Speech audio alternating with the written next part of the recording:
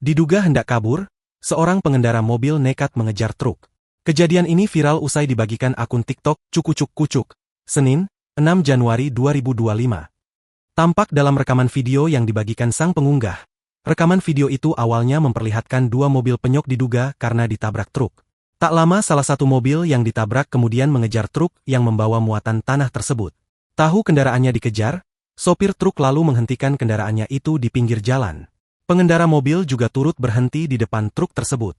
Namun sayangnya, rekaman video itu justru terhenti tepat saat sopir minibus keluar hendak menemui sopir truk tersebut. Sementara itu, dikutip dari keterangan unggahan diketahui kejadian ini terjadi di Batam. Namun pengunggah tidak mengungkapkan kapan tepatnya peristiwa ini terjadi. Kronologi kejadian tersebut juga tidak dijelaskan. Untung yang bawa HRV cowok, kalau cewek tutrak dah main kabur aja, tulis pengunggah. Sementara usai melihat unggahan video ini, warganet pun menuliskan beragam komentar. Tak sedikit yang juga meminta kelanjutan rekaman video kejadian itu, hingga menebak-nebak sopir minibus akan berbicara apa ke sopir truk.